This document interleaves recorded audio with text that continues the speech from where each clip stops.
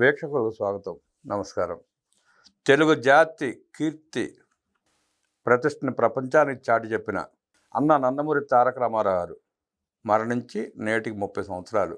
1996 జనవరి 18న ఆయన గుండెపోటుతో మరణించిన సంగతి తెలిసిందే. నందమూరి తారక రామారావు గారు సినిమాలో చేసిన సేవలు, రాజకీయంలోకి వచ్చిన తర్వాత ఆయన చేసిన అనేక సంక్షేమ కార్యక్రమాలు, తీసుకొచ్చిన సంస్కరణలు నేటి తరానికి పరిచయం సందర్భంగా నందమూరి తారక రామారావు గారి జీవిత చరిత్రని నాటి సినిమా రంగం నుంచి రాజకీయ రంగం వరకు పూర్తిగా విశ్లేషించడానికి మనతో పాటు ఉన్నాడు టీడీపీ యాక్టివిస్ట్ శశి. ఆయన అడిగి మరిన్ని విశేషాలు తెలుసుకుందాం. నేటి తరానికి ఆయన గురించి చెప్పాల్సిన బాధ్యత, అవసరం మనందరి మీద ఉంది కాబట్టి తన ద్వారా చెప్పించే ప్రయత్నం చేద్దాం. నమస్తే శశి. నమస్తే. అన్న నందమూరి తారక రామారావు చనిపోయి 30 సంవత్సరాలు, 30వ వర్ధంతి ఈరోజు జరుపుకుంటున్నాం మనం. ఆయన సినిమా రంగంలో చేసిన సేవలు, అలాగే ప్రజా జీవితంలోకి వచ్చిన తర్వాత రాజకీయ పార్టీ పెట్టి ఆయన తీసుకొచ్చిన సంస్కరణలు, పలు సంక్షేమ కార్యక్రమాలు ప్రవేశపెట్టారు ఆయన. వాటన్నింటినీ నేటి తరాలకు పరిచయం చేయాల్సిన అవసరం మన మీద ఉంది. ఆయన గురించి నీకు ఎంతవరకు తెలుసు? ఆయన తెచ్చిన సంక్షేమ కార్యక్రమాలు, సంస్కరణలు, సినిమా నాటి విషయాలు ఒకసారి ప్రజలకు వివరించే ప్రయత్నం చేద్దాం. ఎన్టీ రామారావు గారు గురించి తెలుసుకోవాలంటే చిన్నప్పటి నుంచి ఆయన సినిమాలు చూస్తూ ఈ విధంగా పెరిగాం.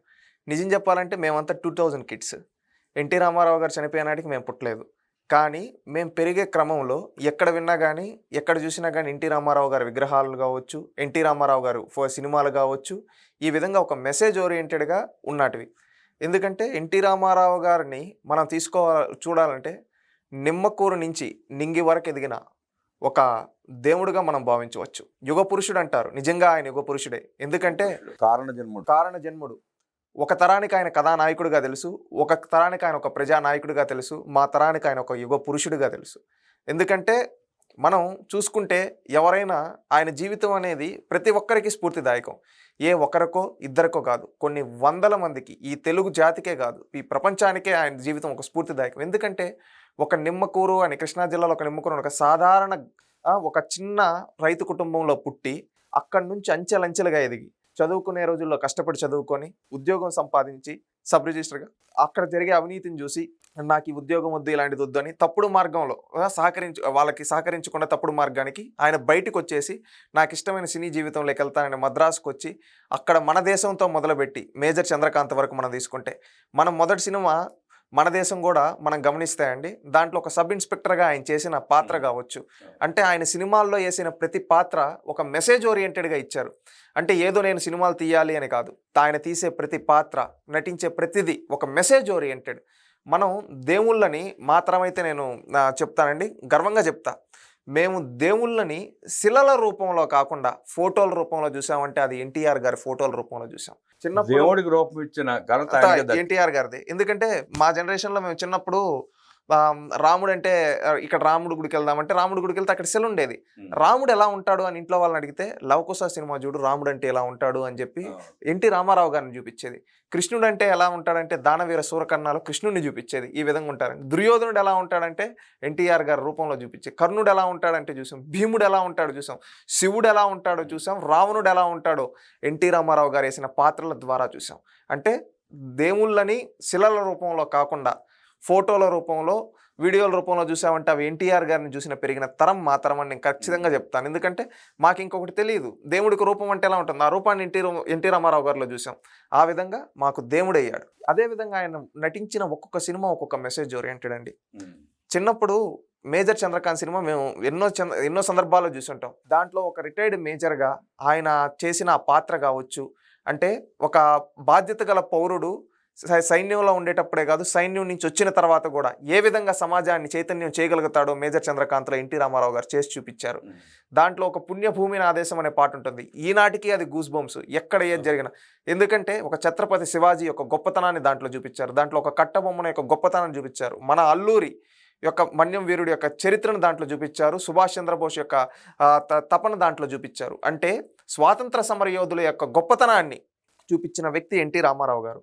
అంటే మనం ఎక్కడైనా చూసుకుంటే స్వాతంత్ర సమరయోధుల గురించి మనం పుస్తకాల్లో చదివాం, కానీ ఒక పాటల రూపంలో వచ్చినప్పుడు ఆ పాటల్లో ఆయన ఛత్రపతిగా వేసినప్పుడు ఒకప్పుడు ఆడవాళ్ళ మాంగళ్యాలు తెంపుతూ ఉంటే ఛత్రపతి శివాజీ ఏ విధంగా పోరాడాడో, ఒక కట్ట బొమ్మన ఆంగ్లేయులతో ఏ విధంగా పోరాడాడో, మన్యం వీరుడు అల్లూరి ఏ విధంగా ఒక విప్లవాన్ని తీసుకొని వచ్చాడో, ఒక సుభాష్ చంద్రబోస్ ఆజాద్ హింద్ ఫౌజ్ని స్థాపించి ఏ విధంగా చేశాడో ఆ పాటలో చెప్పడం జరిగింది. ఇదే కాకుండా ఒక జస్టిస్ చౌదరిలో ఒక జస్టిస్గా అంటే న్యాయం వైపు నిలబడాలని చెప్పి దాంట్లో ఆయన చెబుతూ సత్య హరిశ్చంద్రుడి గురించి ఈ సన్నివేశాల గురించి చెబుతూ ఆయన వర్ణించిన విధానం కావచ్చు, అంటే ఒక జస్టిస్ అనే వ్యక్తి అక్కడ ఆ స్థానంలో ఉండేటప్పుడు సొంత కొడుక కూతుర అనేది కాదు, న్యాయం వైపు నిలబడాలి అని చెప్పిన ఆయన ఇచ్చిన మెసేజ్ అనేది ఇప్పటికీ మనం గుర్తు చేసుకోవాలి. అదేవిధంగా ఒక అడవిరాముల్లో ఒక పాటలో కృషి ఉంటే మనుషులు ఋషులవుతారు మహాపురుషులవుతారు అన్న పాటలో ఆయన చెప్పినది ఒక నేటి తరంలో ఉండే బడుగు బలహీన వర్గాలకు ఒక మెసేజ్ ఓరియంటెడ్. నిజంగా వాల్మీకి ఏ విధంగా ఒక అడవి మనిషి నుంచి ఒక కవిగా ఎలా మారాడో, అదేవిధంగా ఏకలవ్యుడు తన వేలుని బటన్ ఇచ్చి గురువుకిచ్చి ఎలాంటి త్యాగంలో చరిత్రలో నిలిచాడో,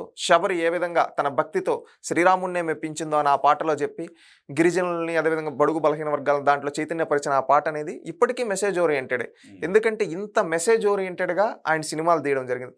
ఇదే కాకుండా ఒక సర్దార్ పాపారాయుడు కావచ్చు, ఒక బొబ్బిలి పులి కావచ్చు, ఈ విధంగా ప్రతి సినిమాలో ఆయన నటించిన పాత్రలు అనేది ఒక బడి పంతులకు కావచ్చు ప్రతి ఒక్కరు ఒక మెసేజ్ ఓరియంటెడ్గా ఇచ్చారు. ఏదో నేను సినిమా తీద్దామంటే ఏదో ఒక పాట చేద్దామంటే నార్మల్గానే కాదు, ఒక మెసేజ్ ఉండాలి, దాని ద్వారా ఈ సమాజంలో ఒక మార్పు రావాలి ఇవి అని ఒక మెసేజ్ ఓరియంటెడ్ సినిమాలు తీశారు. అందువల్ల ఆయన దాదాపుగా 300 పైన సినిమాలు తీస్తే దాదాపు 150-200 సినిమాల వరకు 100 రోజుల పైన ఆడాయంటే, కొన్ని సినిమాలు సంవత్సరం రోజులు కూడా ఆడాయంటే ఈ విధంగా ఉండడం వల్ల మెసేజ్ ఓరియంటెడ్. ఎందుకంటే సినిమాలు అనేది మన జీవితం పైన ఎంతో ప్రభావం చూపిస్తాయి. నేడు కొన్ని సినిమాలు వస్తూ ఉన్నాయి, దాంట్లో మంచి కన్నా చెడు ఎక్కువ ఉంది కొన్ని సినిమాల్లో, కానీ ఆ రోజు ఒక మంచిని ప్రోత్సహించి మంచితో సినిమాలు తీస్తే ప్రజలు ఎలా ఆదరిస్తారో చూపించారు. ఆ పాత్రల ద్వారా ఆ పాత్రలకే వన్నీ తెచ్చిన వ్యక్తి ఎన్టీ రామారావు గారు. ఇలాగా ఆయన సినిమాల్ని చూస్తూ ఒక మెసేజ్ ఓరియంటెడ్ సినిమాలు ఇప్పుడు చెప్పిన ఇంకా ఎన్నో ఉన్నాయి, ఆ విధంగా మెసేజ్ ఓరియంటెడ్ చూపిస్తూ గొప్పగా తీశారు సినిమాలు. అదేవిధంగా శ్రీనాథ కవి ఏ విధంగా అంటే శ్రీనాథుడి యొక్క గొప్పతనాన్ని చూపించిన వ్యక్తి ఎన్టీ రామారావు గారు. అదేవిధంగా ఒక తెనాలి రామకృష్ణుడు, ఇలాంటి కథలన్నీ మనం అష్టదిగ్గజాల గురించి బ్రహ్మంగా పోతులూరు వీరబ్రహ్మేంద్ర స్వామి చరిత్ర అయితే ఇంకా అది. ఎందుకంటే ఒక కాలజ్ఞానం అనేది అంతకు ముందు వరకు బ్రహ్మం గారి మాటలనే తెలుసు. ఈ రోజుకి కూడా మనం పోతులూరు వీరబ్రహ్మేంద్ర స్వామి అంటే ఎన్టీఆర్ గారి బొమ్మనే చూపిస్తారు. నిజంగా పోతులూరు వీరబ్రహ్మేంద్ర స్వామి ఎలా ఉంటాడో తెలియదు, కానీ మనం పోతులూరు వీరబ్రహ్మేంద్ర స్వామి అంటే సాక్షాత్తు ఎన్టీ రామారావు గారు. ఆ సినిమాలో బాలకృష్ణ గారు నటించింది అది కావచ్చు, సిద్ధుడి పాత్రలు దాంట్లో ఆయన కాలజ్ఞానం చెబుతూ ఉంటే నిజంగా ఆ బ్రహ్మం గారే చెప్పినట్టుగా అంత అద్భుతంగా ఆ సినిమా వచ్చింది. ఈ విధంగా ఎన్నో మెసేజ్ ఓరియంటెడ్ సినిమాలు అండి, 100 సినిమాలు ఉన్నాయి. ఈ విధంగా ఒక మెసేజ్ ఇచ్చి సమాజానికి సమాజంలో ఒక మార్పు తీసుకొని వచ్చిన వ్యక్తి, ప్రజల్లో ఒక మార్పు తీసుకొని వచ్చిన వ్యక్తి. అంటే ఆ రోజు సినిమాలను ఎంతో ప్రేమగా చూసేవాళ్ళు, ఎంతో ఆదరించారు.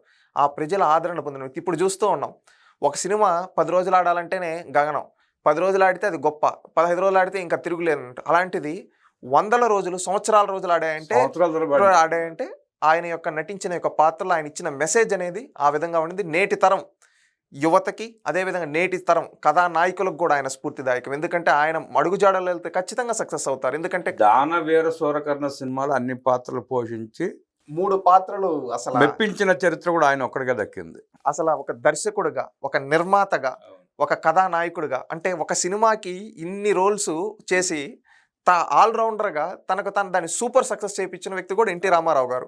ఆ విధంగా ఇప్పుడు మీరు అన్నట్టు దానవీర సూరకర్ణలో ఒక దుర్యోధనుడిగా ఆయన చెప్పిన డైలాగ్ అనేది ఈ రోజుకి కూడా తెలుగు సినిమా ఇండస్ట్రీలో మన భారతదేశ సినిమా ఇండస్ట్రీలో దాన్ని మించిన డైలాగ్ ఉండదండి. ఎందుకంటే అంత గొప్పగా ఆ రోజు కులం యొక్క గొప్పతనాన్ని, అంటే కులం చూడకూడదు అనే విధానాన్ని ఆ రోజు పురాణాల్లో ఉండేదాన్ని ఆ రోజు మెప్పించి చెప్పడం అనేది, అంటే దుర్యోధనుల్లో గొప్పతనాన్ని కూడా చూపించారు. కానీ ఆ అహంకారం వల్ల, దుర్యోధనుకున్న అహంకారం వల్ల ఎలా పతనం అయిపోయారో కూడా చూపించారు. ఇది ఒక మెసేజ్. కర్ణుడిలోని దాన గుణాన్ని చూపించారు. కర్ణుడు ఆ రోజు ప్రాణాలు కోల్పోయి అప్పుడు తనకు పెట్టిన శాపాలని గుర్తు చేసుకుంటూ ఏ విధంగా ఒక మనిషి జీవితంలో ఒక తప్పు చేస్తే, అధర్మం వైపు నిలబడితే ఏ విధంగా నాశనం అయిపోతారో కూడా ఒక మెసేజ్ ఓరియంటెడ్గా చూపించారు. కృష్ణుడి పాత్రలో కావచ్చు, ఎన్నో పాత్రలు. అంటే ఆ మెసేజ్ అనేది ఈ సమాజానికి నేటి తరానికి అవసరమైంది. చంద్రబాబు నాయుడు గారు, నారా లోకేష్ గారు కూడా చాలా సందర్భాలు చెప్పారు, రాముడు గురించి తెలియాలి, మన హనుమంతుడి గురించి తెలియాలని. అలాంటిది అవన్నీ ఎన్టీ రామారావు గారు చేసిన పౌరాణిక సినిమాలను చూపిస్తే ఆటోమేటిక్గా ఆ మెసేజ్ అనేది ఖచ్చితంగా నేటి తరం తెలుసుకుంటారు. ఎందుకంటే మనం ఇప్పుడు వెబ్ సిరీస్లు ఎన్నో చూస్తూ ఉంటాం, కానీ దాంట్లో ఆ రోజుల్లో జరిగిన ఆ సిరీస్ల వల్ల ఒక ఎథిక్స్ అనేది ఉన్నాయి. ఆ ఎథిక్స్ అనేది మన జీవితంలో మనం ఎథిక్స్తో ఉంటే ఎంత దూరమైనా కానీ సక్సెస్ అవుతాం ఖచ్చితంగా. ఎథిక్స్తో నిలబడితే అంటే నువ్వు కరెక్ట్గా ధర్మం వైపు నిలబడితే ఆ ధర్మమే నిన్ను కాపాడుతుంది అనేది ఆ మెసేజ్ అనేది ఎన్టీ రామారావు గారి సినిమాల్లో ఉంది. అది తెలుసుకోవాలి. ఈ విధంగా ఇన్ని సినిమాలు నటించి ఒక విశ్వవిఖ్యాత అయ్యాడు, నట సార్వభౌముడయ్యాడు. ఈ విధంగా సినిమా ఇండస్ట్రీ గురించి ఈ విధంగా నాకు తెలిసిందండి. ఇంకా మనం చెప్పుకుంటూ పోతే రోజులు సరిపోవు, చాలా ఉన్నాయి. ఎందుకంటే ఆయన నటించిన పాత్రలు ప్రతి ఒక్క పాత్రకి ఒకరోజు చెప్పుకోవచ్చు. అంత గొప్పగా నటించిన వ్యక్తి ఎన్టీ రామారావు గారు. రాముడు భీముళ్ళు హాస్యం పండించడం కావచ్చు, ఈ విధంగా కామెడీ ఓరియంటెడ్ సినిమాలు కూడా సూపర్గా చేసిన వ్యక్తి, లాంటి అద్భుతమైన సినిమా చేశాడు ఆయన. అద్భుతంగా చేసిన వ్యక్తి ఎన్టీ రామారావు గారు. ఈ విధంగా చేయడమే కాకుండా అండి, ఇంకొకటి, ఈ విధంగా సినిమాల్లో ఇంత ఆదరించిన ప్రజల కోసం ఆయన మళ్ళీ రాజకీయాల్లోకి రావాలనుకోవడం. ఆ రోజు అప్పటి వరకు రాజకీయాలంటే మనం చూసాం ఎలా ఉండేదంటే, నాకు తెలిసినంత వరకు ఆ రోజుల్లో నేను చరిత్రలో చదువుకున్న విషయాలను బట్టి రాజకీయాలంటే ఎవరు జమీందారులు, డబ్బుండేవాళ్ళు, ఎవరో కొద్ది కుటుంబాల చేతుల్లోనే ఉండే రాజకీయాన్ని సామాన్యుడి చెంతకు చేర్చిన వ్యక్తి ఎన్టీ రామారావు. ఒకప్పుడు ముఖ్యమంత్రి అంటే ఢిల్లీలో ఎవరి పేరు రాసిస్తే షీల్డ్ కవర్లో వస్తే వాళ్ళు ముఖ్యమంత్రి అనే రోజుల్లో అక్కడ కాదు, ఇక్కడ ప్రజలు ఎన్నుకున్నప్పుడు ఇక్కడ ప్రజలు ఎన్నుకున్న వ్యక్తే ముఖ్యమంత్రిగా ఉండాలి అని చెప్పి ప్రజల మన్నలను పొందిన వ్యక్తే ఉండాలని ఢిల్లీని ఎదిరించడం కావచ్చు. అప్పటి వరకు ఢిల్లీకి గులాంగిరి చేసే నాయకులు ఉంటే ఢిల్లీని ఎదిరించిన తొలి నాయకుడు ఈ తెలుగు నేలపై నుంచి ఎన్టీ రామారావు గారని మనం సగర్వంగా చెప్పుకోవచ్చు. నేను తెలుగు వాడిని, నాది తెలుగుదేశం పార్టీ అని పెట్టి తెలుగుదేశం పార్టీని స్థాపించి మార్చి 29, 1982లో పార్టీ పెట్టిన 9 నెలల్లోనే అధికారం సాధించడం అంటే ఇది ఆషామాషి విషయం కాదు. ఎందుకంటే మనం చూసుకుంటే అండి, 1952 నుంచి మనకి సార్వత్రిక ఎన్నికలు జరిగితే 1978 వరకు తెలుగుదేశం పార్టీ పెట్టకముందు వరకు ఓన్లీ ఒక సామాజిక వర్గం కాంగ్రెస్ పార్టీ మాత్రమే రాజకీయాలు చేస్తూ ఉండేటివి. అప్పుడు వరకు బడుగు బలహీన వర్గాలు, బీసీలు అనేవాళ్ళు ఏదో నామమాత్రంగానే ఉండేవాళ్ళు. ఎస్సీ ఎస్టీలు అయితే అసలు ఉనికిలోనే ఉండేవాళ్ళు, ఏదో వాళ్ళ రిజర్వేషన్ సీట్ల అక్కడ వరకే ఉండే రాజకీయాన్ని నిజంగా చెప్పాలంటే గడీల రాజకీయాన్ని గరీబోడి ఇంటి ముందుకు తీసుకొని వచ్చిన వ్యక్తి ఎన్టీ రామారావు గారు. పేదవాడి ఇంట్లో రాజకీయాన్ని చొప్పించిన ఏకైక వ్యక్తి కూడా ఎన్టీ రామారావు గారు. అంటే పార్టీ పెట్టిన తర్వాత ఆ రోజు నేను తెలుగువాడిని, నాది తెలుగుదేశం అని పార్టీ స్థాపించి తెలుగువాడి ఆత్మగౌరవం ఎన్నాదంగా బ్రహ్మాస్త్రంగా పెట్టుకుని ఆ రోజు ఢిల్లీకి తెలుగువాడి సత్తా ఏంటో చూపించారు. ఆయన ఆ రోజు చైతన్య రథం మీద వెళ్తూ ఉంటే జనాలు ఆయన్ని అభిమానించింది కావచ్చు.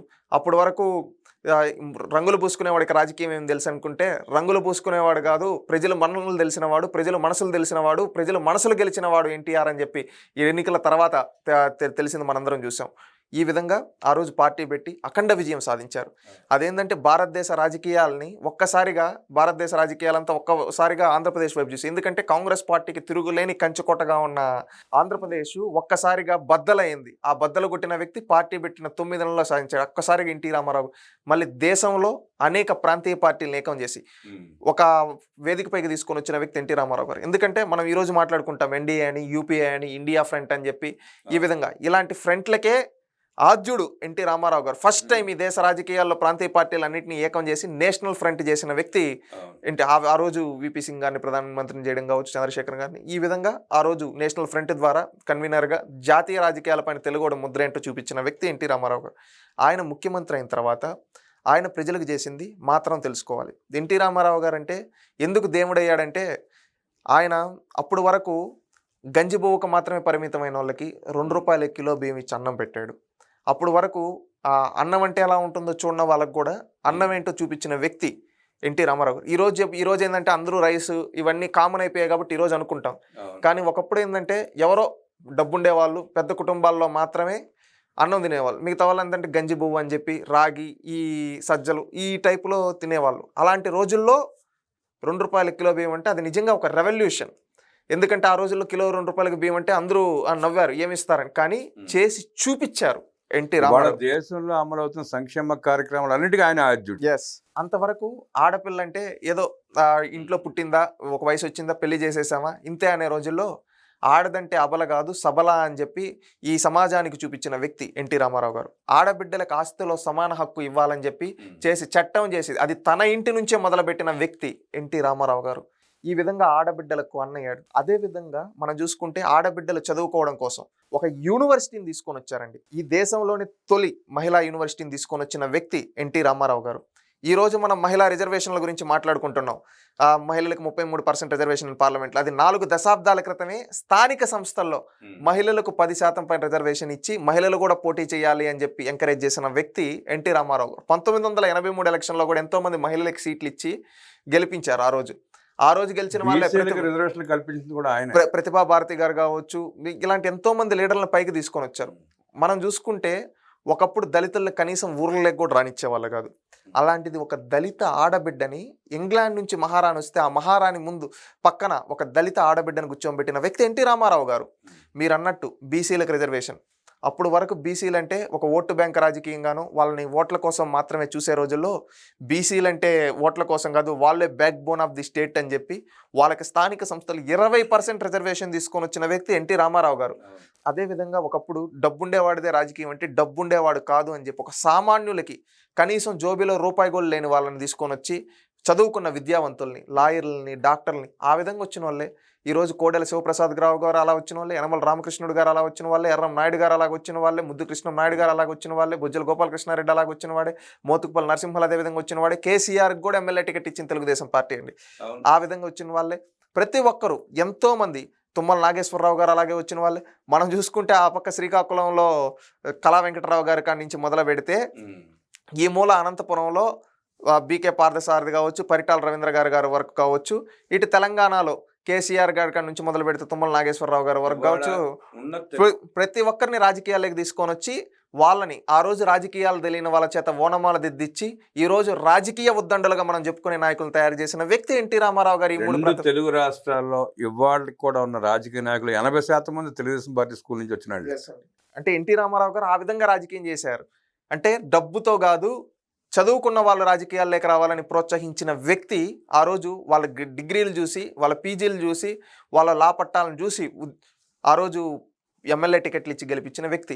మోతుకుపల్లి నరసింహారావు గారు ఈ మధ్య కూడా ఎక్కడో ఒక సందర్భంలో అన్నారు, నా జోబిలో ₹1 కూడా లేని రోజుల్లో నన్ను ఎమ్మెల్యేగా చేశాను, నేను ఈ రోజు వరకు ₹1 ఖర్చు పెట్టకుండా 5 సార్లు ఎమ్మెల్యే అంటే అది ఎన్టీ రామారావు గారు పుణ్యం అని. ఆ విధంగా ఎన్టీ రామారావు గారు ఎంతోమంది సామాన్యుల్ని, దళితుల్ని తీసుకొని వచ్చి పైకి తీసుకొని వచ్చేసారు. దళితుల్ని మంత్రులుగా అవకాశాలు ఇచ్చారు.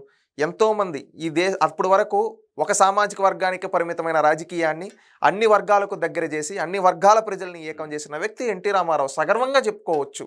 ఎందుకంటే ఆ విధంగా ఒక రాజకీయ విప్లవాన్ని, రాజకీయ చైతన్యాన్ని తీసుకొని వచ్చాడు. అప్పటి వరకు ఇరిగేషన్ ప్రాజెక్టులపైన ఏ రాజకీయ నాయకుడు ఆలోచన కూడా చేయలేదు. స్వాతంత్రం వచ్చిన తొలినాళ్ళలో ఆనాడు దేశంలో అనేక ప్రాజెక్టులు కట్టాలని చెప్పి ఆ రోజు ప్రతిపాదించి కట్టినటువంటి శ్రీరామ్ సాగర్ కావచ్చు, నాగార్జున గారు, శ్రీశైలం కావచ్చు. ఆ తర్వాత ఏ రాజకీయ నాయకుడు కానీ ఆలోచించలా ఈ ఆంధ్రప్రదేశ్ రాష్ట్రంలో నీళ్ళు ఇవ్వాలి, రైతులకి ఏదో చేయాలని. కానీ ఈ నేలపైన, ఈ తెలుగు నేలపైన గంగను పారించాలని తలచిన అపర భగీరథుడు ఎన్టీ రామారావు గారు.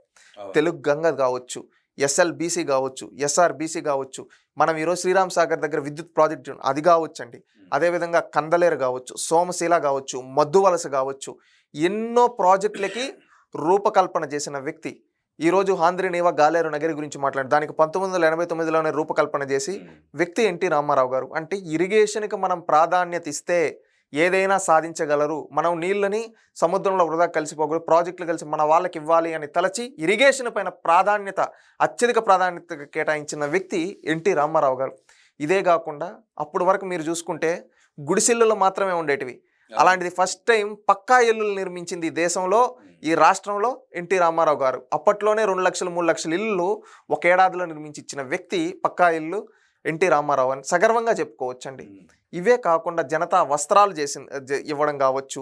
అప్పటి వరకు రైతులకి పవర్ పైన ఎక్కువ బిల్లులు ఈ విధంగా వచ్చేసి కట్టుకోలేకపోతే ₹50కే హార్స్ పవర్ ఇచ్చిన వ్యక్తి ఎన్టీ రామారావు గారే కదండి. అప్పటి వరకు చదువులంటే కొంతమందికి మాత్రమే పరిమితమైన రోజుల్లో ఎంసెట్ విధానాన్ని తీసుకొని వచ్చారు. ఇంజనీరింగ్, డాక్టర్ విద్య అంటే ఎవరో కొంతమంది డబ్బు ఉండేవాళ్ళు కాదు. ఇది ప్రతి ఒక్కరు చదువుకోవాలి. ఒక మెరిట్ బేస్డ్ మీద తీసుకొని వచ్చి ఆ మెరిట్ బేస్డ్ మీద ఎంసెట్ అనే విధానాన్ని తీసుకొని వస్తే ఆ రోజు నుంచి ఎంసెట్ విధానంలో ఎంతోమంది ఇంజనీర్లు, డాక్టర్లు అయిందో ఈరోజు మనం చూస్తూ ఉన్నాం. మెరిట్ బేస్డ్ మీద వాళ్ళ కాలేజీల్లో సీట్లు రావడం కావచ్చు, ఈ విధంగా చేశారు ఎన్టీ రామారావు గారు. ఇవే కాకుండా ఎంతోమంది టీచర్ పోస్టులను రిక్రూట్ చేయడం కావచ్చు అత్యధికంగా. ఈ విధంగా చేసుకుంటూ పోతూ ఉన్నారు. ఇవే కాకుండా మనం చెప్పుకుంటూ పోతే ఈ రాజకీయ విప్లవం, ఈ ప్రాజెక్టులు ఇవన్నీ కాకుండా మనం చూసుకో ఒక మానవతావాదం చెప్పుకోవచ్చు. ఎందుకంటే రాజకీయాలంటే మీది సోషలిజమా లేకపోతే నక్సలిజమా క్యాపిటలిజమా అంటే మాది హ్యూమనిజం అని చెప్పి నిజమైన హ్యూమనిజం చూపించిన వ్యక్తి ఎన్టీ రామారావు గారండి.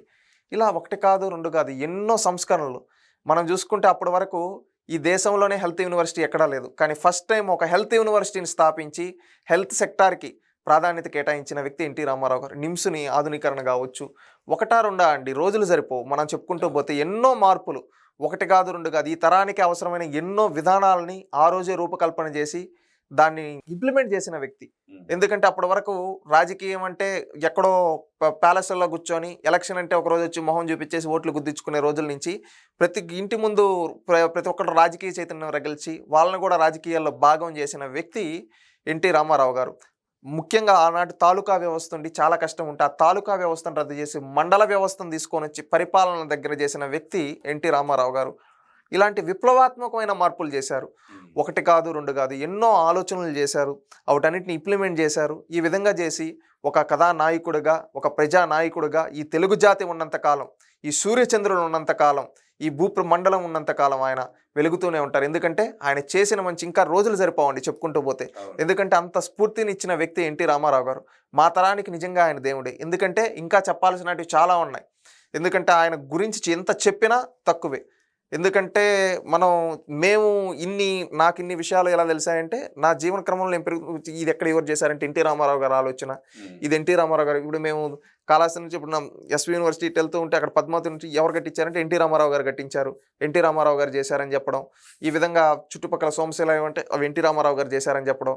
ఈ ఇల్లులు ఎక్కడ అంటే ఎన్టీ రామారావు గారు ఉన్నప్పుడు శాంక్షన్ చేసినట్టు చెప్పడం. ఈ విధంగా ఎన్టీ రామారావు గారు తీసుకొని వచ్చిన మార్పులు అనేది అన్నీ కాదండి. ఫస్ట్ టైం మైనారిటీల కోసం మైనారిటీ కార్పొరేషన్ ఏర్పాటు చేసిన వ్యక్తి ఎన్టీ రామారావు గారు. అప్పటి వరకు మైనారిటీలను ఒక ఓట్ బ్యాంక్గానే చూసేవాళ్ళు. హైదరాబాద్లో మత కలహాలు కర్ఫ్యూ ఉంటే ఆ కర్ఫ్యూ విధానాన్ని తీసేసి నార్మల్గా ఒక మత సామరస్యాన్ని పెంచిన వ్యక్తి ఎన్టీ రామారావు గారు. మత సామరస్యాన్ని పెంచడంతో పాటు హైదరాబాద్లో ఉన్న రౌడీజాన్ని దాదాగిరి రూపుమాపి హైదరాబాద్ ప్రజలు ప్రశాంతంగా ఇవాటికి బతుకుతానంటే కారణం రామారావురే, ఎన్టీ రామారావు. మళ్ళీ అదేవిధంగా మనం ఎప్పుడు మాట్లాడుకున్నా కానీ హైదరాబాద్ గురించి బుద్ధుడి విగ్రహం మాట్లాడుతాం. అలాంటి బుద్ధుడి విగ్రహాన్ని పెట్టడం కావచ్చు, ఒక కళాకీర్తి తోరణం అక్కడ పైన తెలుగు వాళ్ళ విగ్రహాలు పెట్టి నేటి మా తరానికి తెలిసే విధంగా చేయడం కావచ్చు, ఎన్నో చేశారు. అసలు ఈ ఎంజేబీఎస్ బస్ స్టాండ్కి రూపకల్పన కావచ్చు, మళ్ళీ Hyderabad development authority, Qutub Shah urban development అథారిటీగా దాన్ని చేయడం కావచ్చు, ఎన్నో రూపకల్పనలు చేశారు. ముఖ్యంగా మనం చూసుకుంటే ఈ రెండు తెలుగు రాష్ట్రాల్లో ఈ 3 తెలుగు ప్రాంతాల్లో ఎక్కడ చూసుకున్నా, కోస్తాంధ్ర తీసుకున్నా, తెలంగాణ తీసుకున్నా, రాయలసీమ తీసుకున్నా ఎన్నో మార్పులు తీసుకొని వచ్చి ఇరిగేషన్కి కావచ్చు, హెల్త్ సెక్టార్కి కావచ్చు, ఎడ్యుకేషన్ సెక్టార్లో కావచ్చు, ఫార్మర్స్కి యూజ్ అయ్యే విధంగా కావచ్చు, మహిళలకు కావచ్చు, ఈ విధంగా అన్ని వర్గాల ప్రజలకి సంక్షేమం, అభివృద్ధి, అదేవిధంగా ఒక సంస్కరణలు తీసుకొని వచ్చి ఈ తెలుగు జాతి పైన ఒక ముద్ర వేసిన వ్యక్తి. ఎన్టీఆర్కు ముందు, ఎన్టీఆర్ తర్వాత అని రాజకీయాలు మాట్లాడుకునే విధంగా ఈ రోజుటికి కూడా ఆయన చనిపోయి 30 ఏళ్ళు అవుతున్నా కానీ ఏ రాజకీయ పార్టీ అయినా ఎలక్షన్స్ వస్తే ఎన్టీఆర్ పేరు జపం చేయాల్సిందే. మొన్న జూబ్లీ హిల్స్ ఎన్నికల్లో కూడా చూసాం, ఎన్టీ రామారావు గారి పేరు జపం చేసి ఏ విధంగా లబ్ధి పొందారు. అంటే ఎన్టీ రామారావు గారి పేరెత్తకుండా రాజకీయం ఈ తెలుగు నేలపైన ఇంకొక 100 ఏళ్ళైనా చేయలేరు. ఎందుకంటే ఎన్టీ రామారావు గారు పేరెత్తితేనే రాజకీయం. ఎందుకంటే ఎన్టీ రామారావు గారు చేసిన మార్పులు అలాంటివి. ఆయన ఆ విధంగా ముద్ర వేశారు. ఎప్పటికీ ఎన్నటికీ ఆయన యుగ పురుషుడే, చరితార్థుడే. ఎందుకంటే సూర్యచంద్రులు ఎన్ని రోజులు ఉంటారో అన్ని రోజులు ఎన్టీఆర్ ఉంటాడని నేను ఒక నేటి తరం పౌరుడిగా మా తరం వాళ్ళు కూడా ఇవన్నీ తెలుసుకోవాలి. ఎందుకంటే ఎన్టీఆర్ అంటే ఈరోజు కనీసం మూతి మీద మీసాలు లేని వాళ్ళు కూడా ఎవరెవరితో ఒక బచ్చా రౌడీ లీడర్లతో కంపేర్ చేసుకో కాదు. ఎన్టీఆర్ అంటే ఒక వెలుగు, ఆయనకి అది ఒక శిఖరం, సాటి లేదు, తిరుగు లేదు, ఆయనకు పోటీ లేదు, ఎప్పటికీ అజరామం ఆయన చరిత్ర. నక్సలైట్లు కూడా దేశభక్తులే అని ప్రకటించి ఆనాడు ఉన్న రాజకీయ నాయకులను విస్మయపరిచిన వ్యక్తి కూడా ఆయన. ఎస్ అండి, అంతటి గొప్ప వ్యక్తి ఆయన.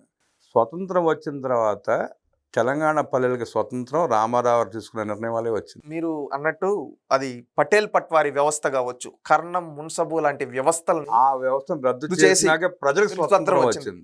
అంటే మనం ఎన్నో సందర్భాల్లో మాట్లాడుకున్నట్టు 1947లో భారతదేశానికి స్వాతంత్రం వచ్చిన, 1948లో నిజాముల నుంచి సెప్టెంబర్ 17 స్వాతంత్రం వచ్చిన, 1950 3లో 56లో ఉమ్మడి రాష్ట్రంగా ఏర్పడినా, ఆ తర్వాత కూడా అప్పటికి కూడా ఇంకా పటేల్ పట్వారీల చేతిలో మగ్గుతూనే ఉంటే, ఎప్పుడైతే వచ్చి పటేల్ పట్వారీ వ్యవస్థ రద్దు చేశాడో, అప్పుడు నిజమైన స్వాతంత్రం. ఎందుకంటే అప్పటి వరకు ఉన్న రాజకీయ నాయకులందరూ ఆ పటేల్ పట్వారీలకి గులాంగిరి చేస్తూ ఉంటే, మీరు ప్రజల చేత ఎన్నుకోబడిన అలాంటి వాళ్ళకి గులాంగిరి చేయకూడదని ఆ వ్యవస్థనే రద్దు చేసి, కన్నం మున్సబు లాంటి వ్యవస్థలను రద్దు చేసి నిజంగా స్వేచ్ఛా వాయువుల్ని ఇచ్చాడు. ప్రజలకు స్వేచ్ఛను కల్పించాడు ఆయన, నిజమైన స్వాతంత్రాన్ని ఇచ్చాడు.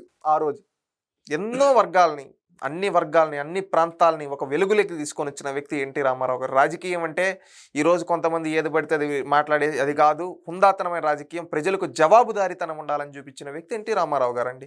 ఇన్ని రోజులు చెప్పుకున్న తరగని చరిత్ర అన్న నందమూరి తారక రామారావు గారిది. ఆయన గురించి, ఆయన సినిమా ప్రస్థానం గురించి, రాజకీయ ప్రస్థానం గురించి అద్భుతంగా విశ్లేషించిన శశికుమార్కి అభినందనలు తెలియజేస్తూ, నేటి తరమే కాకుండా భావితరాలు కూడా ఆయన గురించి తెలుసుకోవాల్సిన అవసరం చాలా ఉందని తెలియజేస్తూ, ఆయనకి ఘన నివాళులు అర్పించుకుంటూ నమస్కారం.